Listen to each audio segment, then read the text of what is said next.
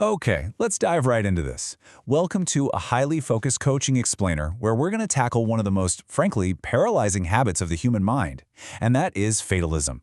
We're going to dig deep into this core concept that holds so many of us back, often without us even realizing it's happening. Our goal today isn't just to talk about some abstract theory. It's to equip you with a really practical, step-by-step toolkit to help you reclaim your agency. So let me ask you something directly. Do you ever feel kind of stuck in your current trajectory? Like maybe you've subconsciously accepted that it's just too late to change course, whether we're talking about your career, your relationships, or your personal goals. It's a creeping feeling, you know? It doesn't just happen all at once. Usually it's just this quiet resignation that the script has already been written, and you are just an actor playing out the remaining scenes. But what if that feeling isn't a reflection of reality, but actually just a symptom of a very specific, incredibly common illusion? To really diagnose what's going on here, we have to look at a brilliant piece of wisdom from Paulo Coelho's famous book, The Alchemist.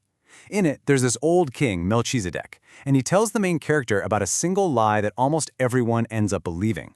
He says at a certain point in our lives, we lose control of what's happening to us, and our lives become controlled by fate. That's the world's greatest lie. Think about how insidious that is. It's this quiet little lie that hands away the absolute one thing that was always yours to keep, your next choice. So what we're really talking about here is fatalism, right? It's the belief that the future is already totally decided and you're just along for the ride. Now, you hear a lot about the danger of trying to control things you can't, like the economy or what other people think of you.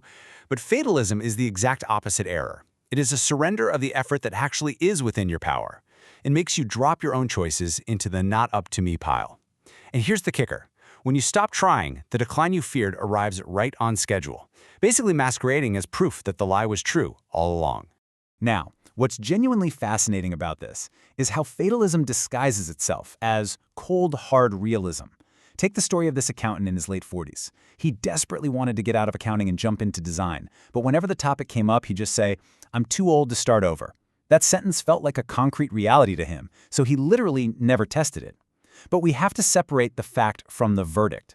The bare fact is simply, I am 47. That's it.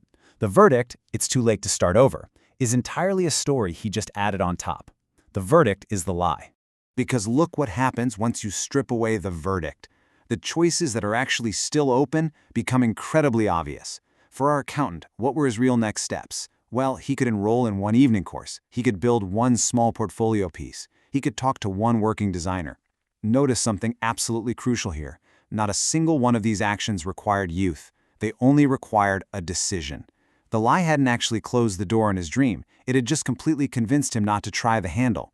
And we actually see another tragic example of this back in The Alchemist with the character of the baker. So the baker always dreamed of traveling the world, but he chose the security of his shop instead, constantly telling himself the dream could wait. To anyone walking by, he looks outwardly successful and settled, but inwardly, his life is at a complete standstill. The heartbreaking truth here is that fate didn't punish the baker. He didn't suffer some cosmic strike of bad luck. He simply believed the lie that the time for choosing had passed, so he stopped choosing. He is the author of his own standstill. All right, moving on to Section 1, the 5-step drill, spotting the lie. So let's reverse engineer these mental blockers. Here's exactly how you run the drill. Step 1, catch the fatalistic sentence.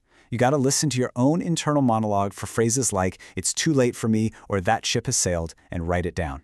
Step 2, separate the neutral fact from the sealed verdict, just like we did with our accountant friend. Step 3, test the verdict against reality. Ask yourself, is this literally impossible, or is it just scary? Step 4, restate it as a choice that is still open to you today. Keep it small. And finally, step 5, take the step, do the controllable thing, and hold the outcome loosely. Remember, a heavy door is an effort problem, not a fate problem. Just because it's heavy doesn't mean it's locked. Next up, Section 2, your daily reflection exercise. 15 minutes to reclaim your agency. Okay, I invite you to grab a notebook, a pen, or honestly, just open up a notes app on your phone. We're going to do a live coaching exercise together right now. The crucial point here is to get these thoughts out of your head and onto paper where we can actually examine them.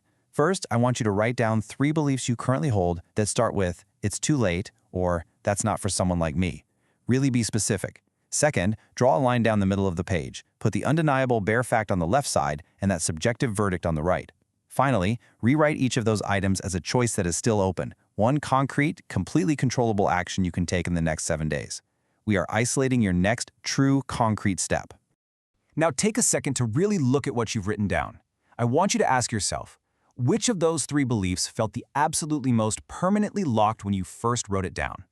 And how locked did it actually look once you pulled the neutral fact apart from the harsh verdict you were attaching to it? Let that sink in for a second. Notice how quickly an impossible wall suddenly turns into a slightly heavy but entirely openable door. Finally, let's head into Section 3, Course Correction, Common Mistakes and Fixes. As you start applying this drill in your real life, you're probably going to encounter some friction. It happens. Let's look at the pitfalls we need to avoid here. The first big mistake is swapping the lie from magical thinking. Rejecting fatalism does not mean believing I can have anything if I just wish for it. That's just giving yourself a false illusion of control over the outcome. The fix? Reclaim only your choices and your effort. Hold the result with an open hand. The second mistake is treating hard as impossible. The fix there is to rigorously test the verdict by asking, is this door locked or is it merely heavy? And finally, rewriting the belief without actually acting on it. A clever journal entry changes nothing on its own.